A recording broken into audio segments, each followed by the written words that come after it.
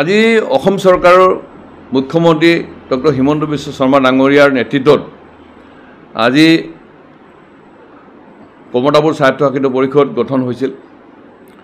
কছাৰী জনগোষ্ঠীৰ কেইবাজনো ব্যক্তিক এই পৰিষদখনত অন্তৰ্ভুক্ত কৰিছিল, কিন্তু যি লক্ষ্য আৰু উদ্দেশ্য লৈ এই পৰিষদ গঠন কৰিছিল বা এই অন্তৰ্বৰ্তীকালীন পৰিষদত যিসকল পাৰিষদ হ'ল, চেয়াৰমেন হ'ল, মুখ্য কাৰ্যবাহী পাৰিষদ হ'ল, তেখেতসকলে কছাৰী জনগোষ্ঠীৰ কল্যাণৰ হকে কাম নকৰে, বিভিন্ন তেওঁলোকে দুৰ্নীতিত আজি জড়িত হ'ব লগা হ'ল।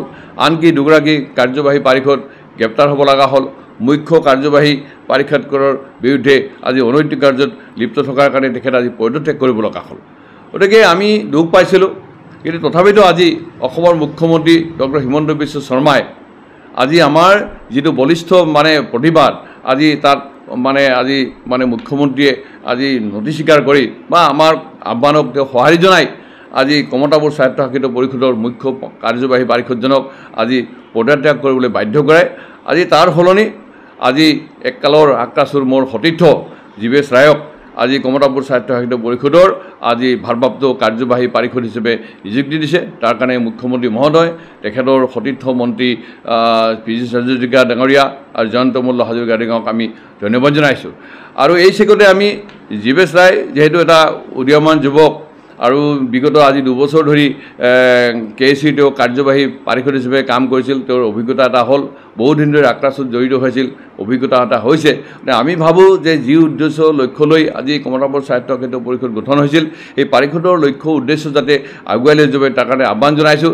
তাৰোপৰি আজি কছাৰী জনগোষ্ঠীৰ যিবিলাক বহুধা বিভক্ত যিবিলাক সংগঠন আজি মূলতঃ আক্ৰাসু আজি চেদেলি বেদেলি হৈ কেইবাটাও ভাগত বিভক্ত হ'ল। গতিকে এই আক্ৰাসু একত্ৰীকৰণৰ ক্ষেত্ৰত তেখেতে প্ৰচেষ্টা লওক। কছাৰী জাতীয় বিভিন্ন দল সংগঠন আজি নিজাকে কাম কৰিছে, সকলোকে ঐক্যবদ্ধ কৰাৰ প্ৰচেষ্টা লওক।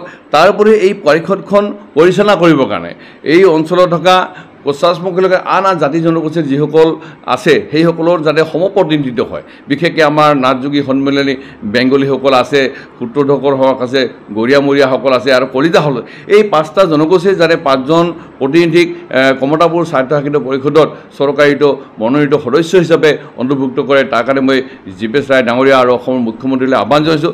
অনুৰূপভাৱে আজি যিকেইটা কাৰ্যবাহী পাৰিষদ বা সদস্য পদ খালী হৈ আছে, যিবিলাকত আজি কছাৰী জনগোষ্ঠীৰ কিছু উপযুক্ত ব্যক্তিক অন্তৰ্ভুক্ত কৰিব পাৰে। গতিকে মই জীৱেশ ৰায় ডাঙৰীয়া এইটোও আহ্বান জনাম, অসমৰ মুখ্যমন্ত্ৰীক এইটোও মই আহ্বান জনাম যে সকলোকে সাঙুৰি পেলাই কোনেও যাতে বঞ্চিত বুলি অনুভৱ নকৰে, যাতে কমতাপুৰ স্বায়ত্তশাসিত পৰিষদ সুস্থিৰভাৱে পৰিচালনা কৰিব পাৰে।